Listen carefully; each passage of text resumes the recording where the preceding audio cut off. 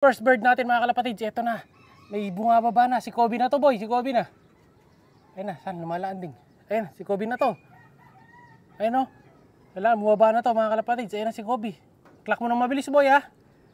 Ayan, sige boy, ayan. Siya si Idol Madla, nakakahanga, may mga hawak, gandang linyada. Ika'y inspirasyon kung bakit hanggang ngayon ako'y palaging kumakarera.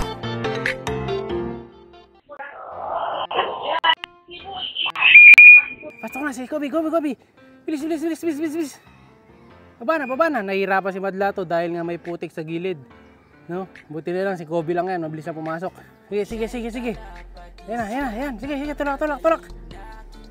Sakto, bumugso na yung mga maraming ibon mga kalapatid, dumating na eh. Ayan, sige, kakalaran ni Madla to. Ayan, sige, klak mo. So, yung mga ibon kasi, dumaan na dito kanina mga kalapatid, ayan no? Madami sa Gawidon. Ang aga pa, maaga nag-release ng club, 6:30.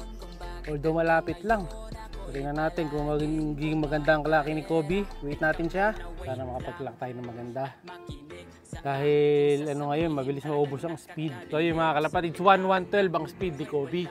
Ngayon, yung iba niya mga kasama, wala pa. Pero yung mga dumadaan, ang dami na oh. Yun, sa Gawin na yun dun oh. Tad na yung mga ibon. So, bali, 7 pa no? 7 pa, bukod pa dun kay Kobe. Dahil 8 sila. So, 7 birds pa. So sa baba, ilan pa ba? 4 pa sa baba. Dito sa taas, 3 pa. Wala kanina. Wala pa sumunod sa kanya. Ito, 1, 2. Ayun, nag-isa na doon sa clacking mga kalapatids.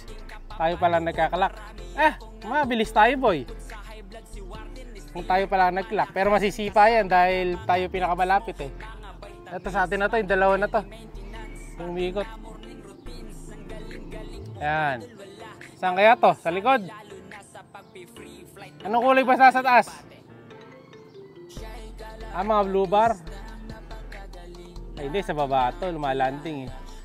Ay sa taas, ayan oh. Hindi ko makita. Ayan, ang dami mga kalapatids oh. Ayan yung mababagal mga kalapatids yun dahil nagkalat oh. Daanan tayo dito eh oh. Kaya maganda pwesto natin dito mga kalapatids. Maganda lang kay Kobe, sumabay doon sa pinakamarami. Sana sumabit ha. Kahit pang ilan lang. Meron namang cluster pooling, baka sakali sa cluster eh tumalag tayo.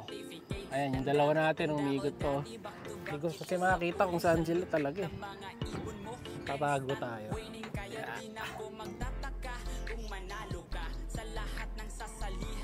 Ang 4 na yata to.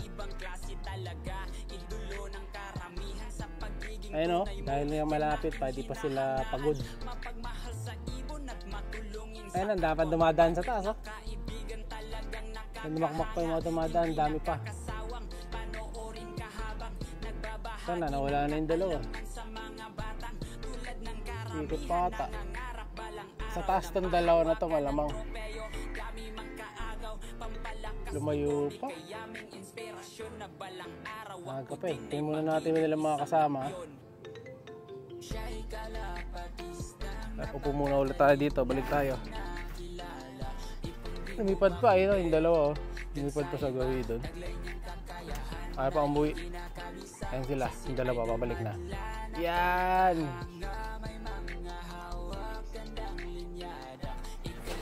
Taas nga. Second bird bumaba na mga kalapatids. Ayan Ilalakad na, tutulok na ng Madla to yan. Yan ang ating second bird. Lalaki to yung second bird. Ayan malaki katawan eh. Kailangan malista kung sino. So ibig sabihin niya na sumusunod kay Kobe. May potential tong isa na to na pumalag sa pooling. Sa landing board na, ayan. Sa landing board na tutulak na ni Madla to. Okay, tulak. Nahihirapan siya magtulak kasi maputik. Buti nga walang tubig yung ngayon dahil low tide pag umaga. Sige, pasok. Lalo kapag mga ganitong bagong kalapate lang, medyo hindi pa sanay sa stick. Sanay na sila pero hindi pa nila na ma-master. Ayun diba? Ang bagal pang pumasok. Mag-uubos man ng speed. So, check natin mamaya kung magagalaw pa tayo sa ranking. Pero sa tingin ko masisipa yun. Sana sa cluster maganda. Yan. Isa. Nandito pa rin. Hindi bababa eh. Kaya nating bumaba siya. So last 5. Next bird natin mga kalapatids ito. Lalaki. Yan din yung galing sa taas. Ay, iba pa yan. Third bird na mga kalapatids na dito. Pero yung nasa taas, di pa na pumapasok. So, nasingitan na yung isa. Yan dito sa taas. O, yan. Kukunin lang ni Madlato yung ring sa kakulay para maalista natin sa notebook. Yung nag-iisang hen pala yung dumating. Doon sa likod. Ayan, buti na lang nauna na yan. Wala pa yung iba. Hindi tayo mahirapan magpapasok mamaya. So yung kanina, nasa taas dito kanina mga kalapatids. Mukhang yun yung bumaba na huling hen. So 3 birds pa lang tayo. Hindi 4. 3 pa lang. So yung unang 3 dumating, lahat yun sa likod pala. Ngayon, wala pa yung 5. Natangay na yung 5 natin. Kasi wala pa, wala nang dumadaan dito mga kalapatids. Wala pa sila. Natangay yun, nagawin sila na Pampanga. Buti na lang, na-toss na natin yun ng Mexico. So kahit na maligaw sila sa gawi doon, medyo may chance pa. Ito, lagpas oh. Sa atin na mga. Hindi ko makita kung saan iikot eh. Ha? Sa atin ito. Ay mga kalapatid, sa atin natin guro to. Ayan oh. Lagpas siyang isa na to. Ayan. Saan ka? Parang sa taas na to. Ito.